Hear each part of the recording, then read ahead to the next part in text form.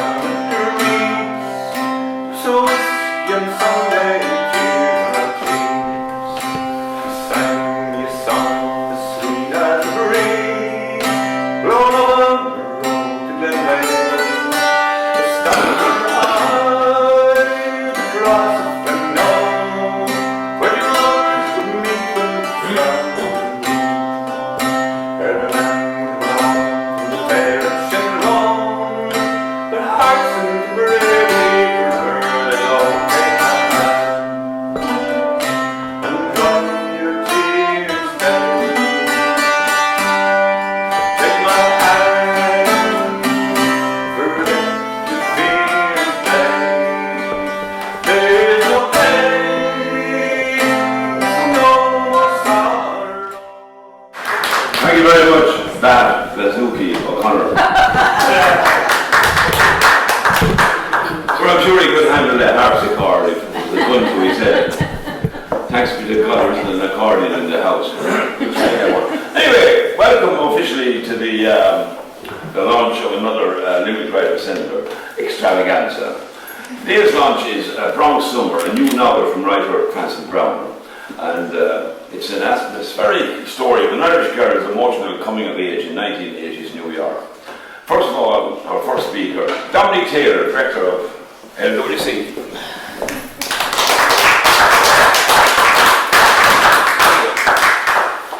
Hello, Tom. Mr. Father got dinner. I'd like to express my gratitude to all of you for coming out tonight to celebrate the publication of A Bronx Summer by Frances Browner. The new publication marks the 161st title we have helped see into print since the inception of our community publishing project in 2009. This eagerly anticipated novel from Frances Browner is set to captivate readers. A Bronx Summer has been described as a wry, humorous and authentic, innocent abroad narrative that delves into the emotional and sexual transformation of a young woman in the tradition of Colin Tobin's Brooklyn, and we're all sure here that it will be equally as successful. As I mentioned, this is the 161st title published by Limerick Writer Centre, and over the years our publishing efforts have embraced a rich tapestry of genres, from the lyrical depths of poetry to the introspective realms of memoirs, the intricate tapestries of history and the sweeping narratives of novels. Our mission has been unwavering: to ignite and sustain a vibrant literary culture within our community by empowering writers and poets to bring their unique voices into the world of print. We champion authors from all walks of life, whether they are dedicated professionals or those who find joy and meaning in writing for personal enrichment, healing, or enlightenment. Frances Browner's A Bronx Summer is a beacon of this mission, offering readers an intimate journey through the complexities of human connections. Through her prose, Frances forged an indelible link between her readers and her characters, inviting us to share in their most transformative moments. At the Limerick Writer Centre, we stand firm in our belief that it is the right of every writer, like Frances, to see their dedication and creative spirit take shape in the form of a published work. Despite the pessimists who once declared the end of the printed book, we find ourselves in an era where the appetite for tangible literature remains hearty and robust. Bookshops continue to fill their shelves, libraries to catalogue new titles, and publishers to champion the printed word. Books endure as a formidable conduit for conversation and cultural exchange. Their technology may be old, but their ability to connect us is still cutting edge. I'm grateful to all of you for gathering here tonight to partake in this celebration with Frances' friends, immersing in the literary world that she has crafted. So before I finish, I'd just like to say a word of thanks, first of all to William O'Neill and his staff here at the People's Museum, A special word of thanks to our book designer Lot Bender for her amazing cover design, and last but not least, our wonderful volunteers who help keep the show on the road. So now, without further ado, I'd like to introduce Limerick poet Kieran Bevel, who will bestow upon us the privilege of launching A Bronx Summer. Thank you.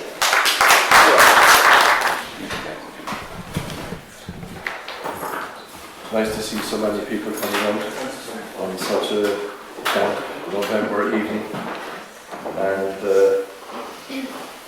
I first met Frances Browner here in the People's Museum some years ago in January 2020 at the launch of her poetry collection Roots and Wings, published by Revival Press. That's a little less than 4 years ago. It seems that we know each other a lot longer, I mean that in the best sense. And we met on several occasions since then, with friends in bars, in coffee shops, and a celebration a couple of years ago in my home where she regaled us with stories. And that's something I can say about Frances. She's a storyteller, and a natural storyteller. And it came as no surprise to me that she had crafted a novel. And we're here this evening to launch that novel, A Bronx Summer, with Frances and the Limerick Writers Centre. And your presence here tonight is valued. We're together, we are witnesses here this evening to this wonderful production. And it's testimony to the author's popularity as a person as well, and I'm honoured to officially launch this book in Limerick. Frances has had a love affair with Limerick all her life. And when I wrote the Spotlight series of articles in the Limerick Leader, showcasing writers, artists and musicians, I featured her in an article entitled A Writer's Love Affair with Limerick. And even though she was born in Cork, we've kept that very quiet. There's kudos from Cork. Grew up in Dublin, lived in New York for 20 years, and now resides in Greystones in County Wicklow. Her family connections with Limerick City are strong, and her heart is very much connected to this city. Frances has lived an interesting and varied life, and this novel is based on a segment of her vast experience. Her first job was in a bank, a job for life, which she threw away. After a year, she left the bank and joined Aer Lingus as a clerk typist in Dublin Airport. And for 10% of the fare, Frances, wasn't it? You would fly down to Shannon for 50 pence, and it cost more to get the bus out to Cork, where she spent many weekends with her Auntie Maura and her late husband, Tom Cross. 5 of her father's 6 siblings emigrated. Of course, we all have emigration stories, and we all know emigrant songs. And courtesy of Aer Lingus staff discount, she visited all of them in Miami and Philadelphia and California and Canada and England. So you certainly got around, Frances. And Frances wanted to experience living somewhere else, and so she headed to Paris as an au pair for 2 years. And that's where her bohemian spirit came alive, where she studied French, frequented folk clubs, hitchhiked and toured Europe in a camper van. And that's when she got the yen to go to college. And that was a wonderful thing. And you can see the control of the English graduate in this novel. She came home, she completed a degree in English and History at UCD, went to New York for the summer of 1987 and stayed 20 years. And there she waitressed. All of this is linked in, of course, to the story of Bronx Summer. She waitressed, she taught high school, she drove the pink tuna taxi in Montauk, started writing during her breaks, and one winter took a creative writing course in the local high school. And many of us of a certain age will remember getting parcels from America. Clothes and toys. I remember myself getting a lovely kind of check shirt, and her first story was the American parcels, which her family received from her dad's auntie Nan Lynch, who had left at Lunkard Street in the 1960s to work as a priest's housekeeper in Hollywood. And from her she received her first pair of Levi's and the dress she wore to her first dance and a beautiful pink watch that she got for her confirmation. The story was published in the East Hampton Star, and it was an indication that Frances herself was a rising star in terms of writing. And good writing, it connects the particular experience of the author with that of the reader, and this book certainly does that. What's unique to the author resonates with the reader because it has a more universal application. So Frances has been honing her craft for many years through varied experience and through writing workshops and stories and poems, and this is reflected in the quality of the writing in this novel. While working in the Ashling Irish Community Centre in Yonkers, she compiled a book of immigrant memoirs, While Memory Brings Us Back Again. And Frances self-published a collection of the stories and memoirs, You Could Have Been Someone, and included some poems written at a workshop given by Dublin poet Colm Keegan. And the reaction inspired her to take an online poetry course with the late Kevin Higgins in Galway. And her first poem, Minefield in Korea in 1953, based on her Uncle Michael's experience, was published by the Ogham Stone in January 2016. And then, again, this is a piece of writing that sadly many Irish families can relate to. And many of us have had relatives who served in Korea. And many, if not most, first novels have a semi-autobiographical narrative, and A Bronx Summer belongs to this cohort of books. It's an honest work, it's quarried from lived experience and honed through the craft of writing. I won't say that it is a coming-of-age novel in the sense that it's not about the transition from childhood to adulthood.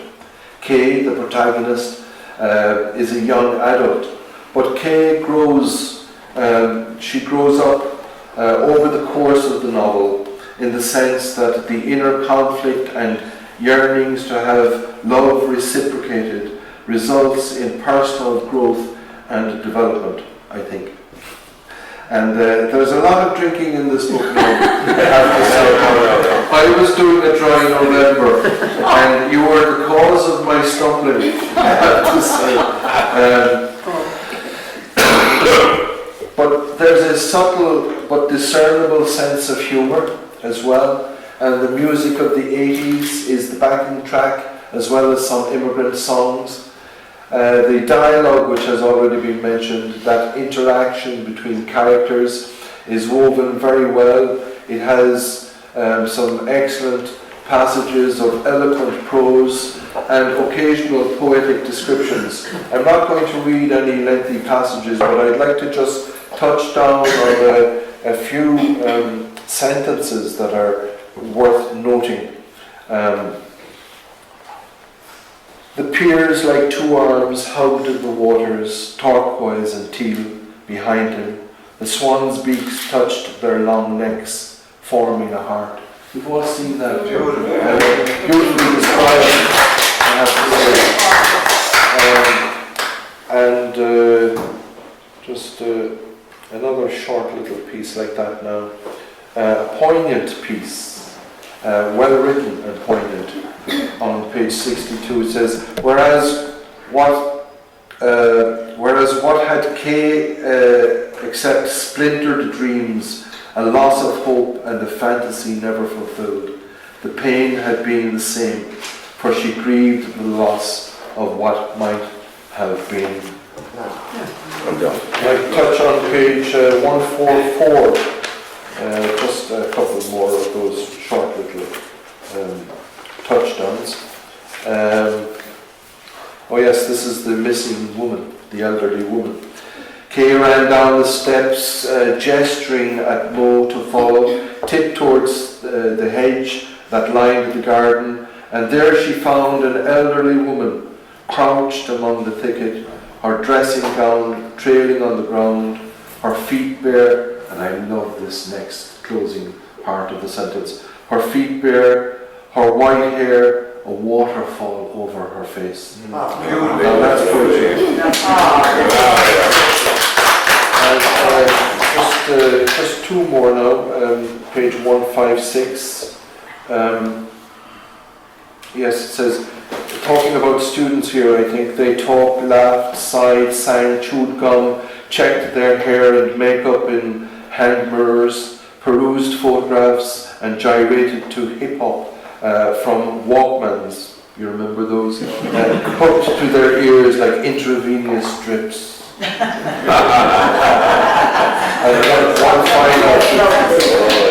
one final piece like that. And there's many more I've marked off, but I don't want to take up too much time.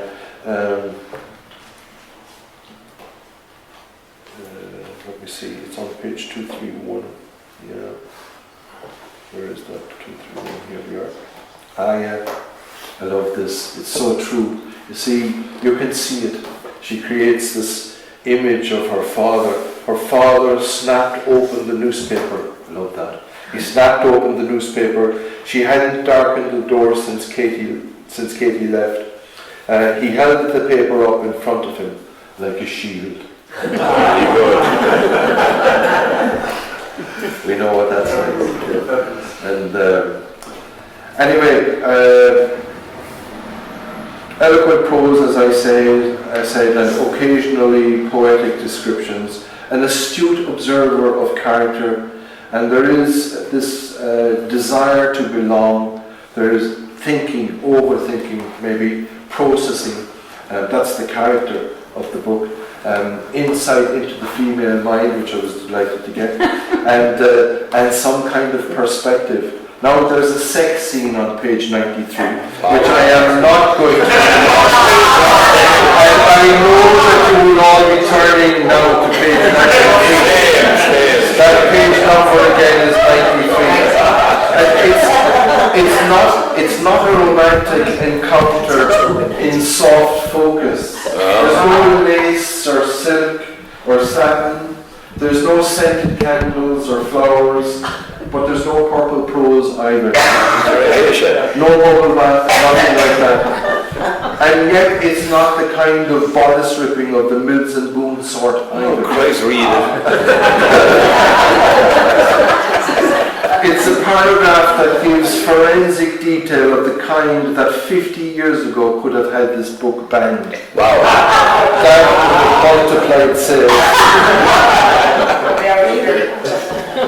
Truly, I will say that it is a passage in the style of John McGarn, excellent prose.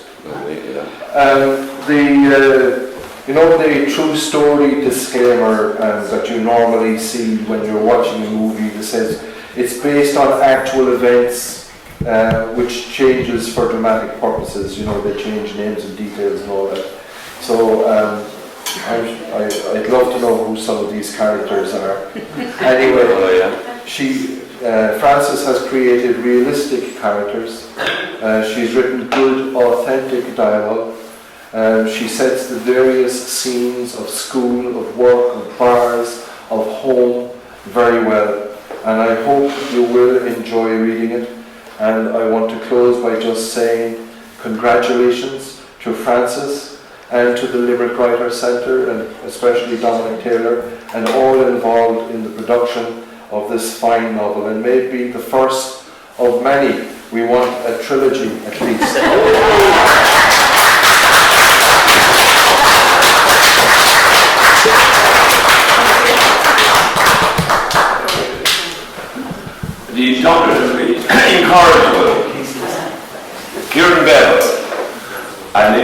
wonderful words in his treatise on the life and work of Francis hasn't encouraged you to dig deep and bite the book, God knows. We may have to force him at Culvine to read that extract. Anyway, the woman herself, Frances Brown. Can you get Thank you, Kieran, for that. I don't know if I even recognise the book myself. I know a lot of people will say it's autobiographical. I was talking to my sister the other night and I said I actually don't remember because I wrote most of it back in the 1990s. And I don't remember what I made up or what was real. I was saying, did I leave my crisps under the seat of the plane? You know, little things like that. But yeah, I started out my very first writing class that I ever went to, and she said, take something real and fictionalise it. I remember my first line was, she had only intended staying for the summer. That was 7 years ago.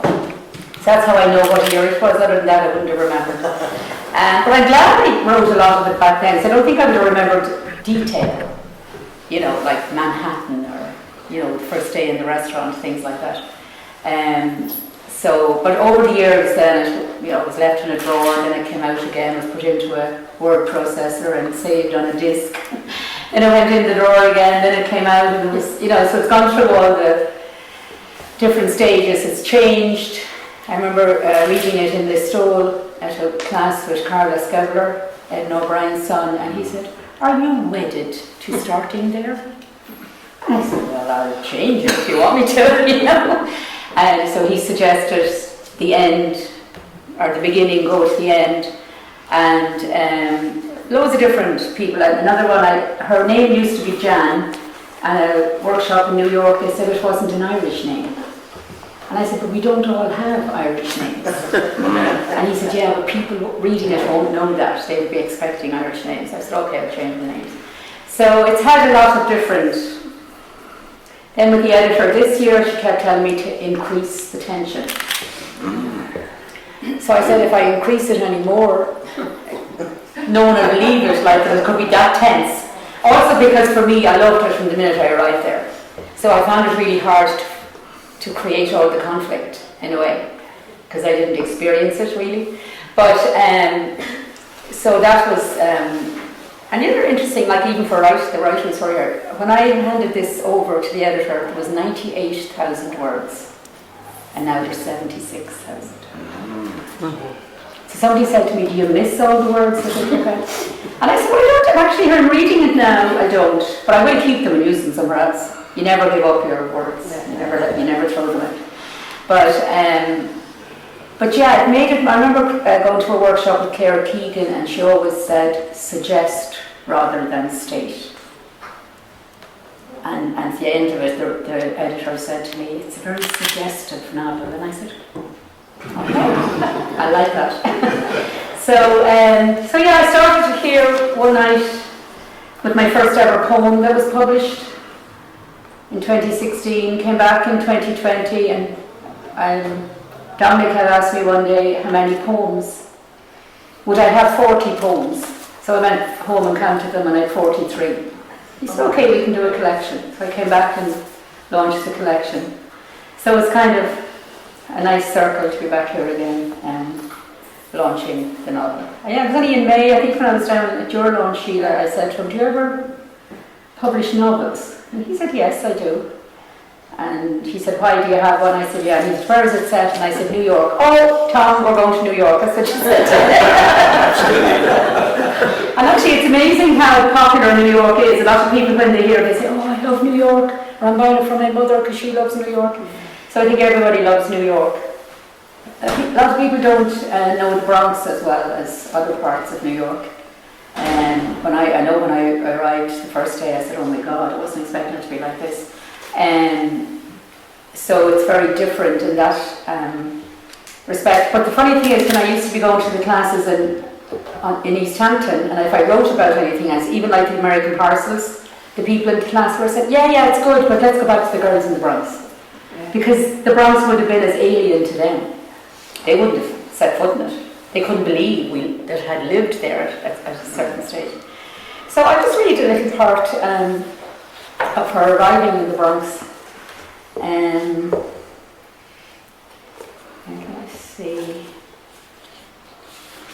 So she's in the subway going up to the Bronx for the first time. The carriage rattled from side to side, reeking of mouthwash, cologne and spicy cigarettes, heaving with hip-hop, reggae, rap. Buskers strummed guitars, banged drums, jingled coffee cups. A man with no legs sailed by on a skateboard, using his hands as oars. A quartet sang When Irish Eyes Are Smiling. Was she that obvious? Her legs were glued to the Fanta orange plastic seat, her arms and thighs stuck to the arms and thighs each side of her. So different from the dart that morning, rolling through sleepy seafront stations. Yeah, I know it up there. The Dublin area rapid transport, modelled on the BART in San Francisco, had replaced the old brown train of her childhood. What would it be called in Frankfurt had been Bren's joke at the time, or Warsaw. Torremolinos? She plucked Liam's letter out of her bag. She couldn't wait to show it to Chrissy, to hear what she made of it. I'm sorry if I hurt you, he'd written. I've built a wall around my heart. When you're taken up with your own problems, it's hard to see when someone else is hurting. Yeah, real hard when you're not even looking. And I feel more comfortable with Olivia because she's not involved like you are. The words caught in her chest. She couldn't breathe, the pain coursing through her. Block after block of brownstone buildings met her gaze, black stairways zigzagging the walls, lines of washing suspended between them. People loitered at doorways, lolled against cars, gyrated to boomboxes the size of suitcases. A girl in a pink dress sat in a window, a chunky pink telephone clamped to her shiny black curls, its cord looping out onto the ledge. Women in hair rollers chatted in doorways. This was not what Auntie Lou's long ago photographs had depicted, not how Chrissy had described it, not at all what they had been expecting. Thank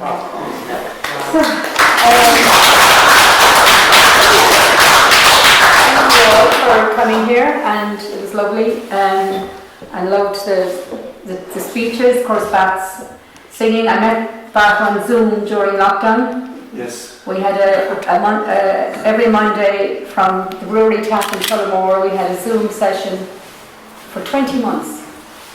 And we didn't meet until August 21 for the first time. And that's where I also met Jar. Yardine was from the Barna Zoom and she transferred over to Tullamore. And Fergus. Bumped into Fergus 2 weeks ago, Rory, and he was from the Barna Zoom. I keep running into people from the Zooms. And even though people talk about, oh, you can't get to know someone online, you actually can. Because we're all the exact same, aren't we? Yeah. When we meet in person. So, I don't know, is somebody going to sing next, or is Jerry going to? Oh, Sheila's going to do her poem, great. So Sheila I met when she launched her poetry book in May, and she had some great poems, and I asked her would she write one about emigration. And that was the other thing the reason I wanted to write this was there's a lot of written about emigration in other years. I just felt enough hadn't been said about the 80s. Like in 1986, 56,000 Irish people went to America. And I was talking to a woman the other night, and she said, oh, because I said some people don't remember, she said, oh, I remember, Fran, I was from a small town in Leitrim, and the whole town went. Yes. I remember when I was at Castletown-Gagan in County Westmeath, the whole GAA club were there. So Westmeath won the final every year, the New York final, because they had the whole team. And Lochray is another. Yes. It was amazing, because when my aunts and uncles went, they didn't go to the same place. Like I said, Miami, Philadelphia. Yeah. Whereas all the families congregated, which was great, and all their friends, they all knew one another, you know. So that's why I wanted to write about this, because I didn't feel enough had been written about it. So I hope you enjoyed it. And thank you, Steve.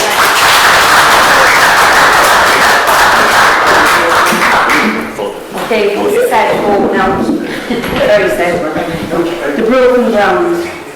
Amira's days are dark and heavy. In fear she prays to Allah on Irish ground. Penning a sash of hope around a tiny waistband, of her long, loose-fitting garment. She buries her grief under her black hijab, with each saddened footstep carrying out her work, prescribing pills, assessing sick and broken people. Worn out after the long day's shift, she connects with family in Palestine. Her brother Ibrahim, who faces even darker days ahead, caged in hell he cannot flee nor see an end to gunfire, smoke and bombings. A call for a humanitarian truce looks bleak. Distressed by the high-pitched sound of sirens in the background and hearing the news of the counting of the dead, lack of medical supplies, water, food and electricity. Amira weeps and weeps in her lonely rented room, while outside Halloween celebrations are ablaze, fireworks blasting across the Irish sky. Crouched on the bed, she covers her ears, haunted by the bombings, and afraid for the one she loves and left in the broken ground of Gaza.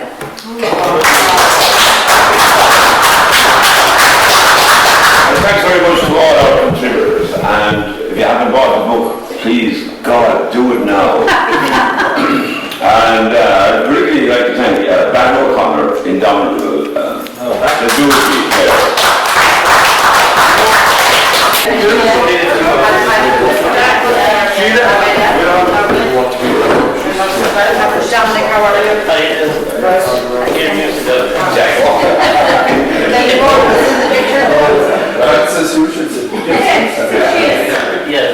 Story of our lives. There was 9 of us in the family and 6 had to emigrate straight away. There's a spot in Nome, dear Connell. There's a cottage in that valley where there's well-timed Irish honey who charm all the hearts of men. She was winsome, hale and hearty, fair and graceful as a fawn. Neighbors laughed that widow's daughter, happy laughing, no ring born. Till one day there came a letter with her passage paid to go to the land where the Missouri and the Mississippi flow.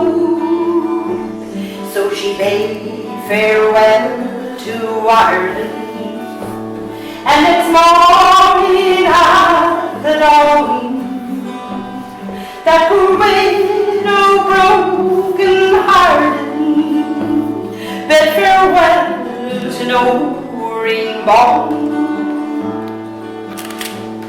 Many years that widow waited, till one evening at the door stood a gorgeous looking lady, awful grand the clothes she wore, saying, Mother, don't you know, for I've only got home but the purple spots upon her cheeks, the tragic story told.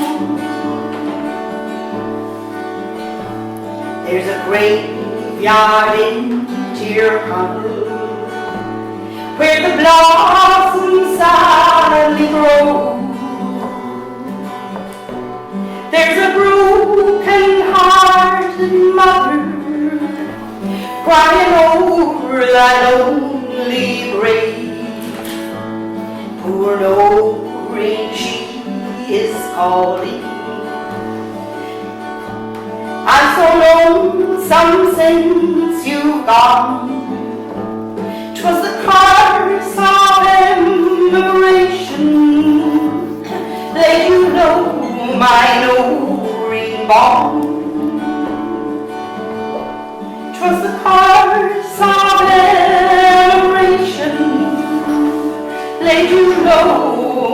mine, no remorse.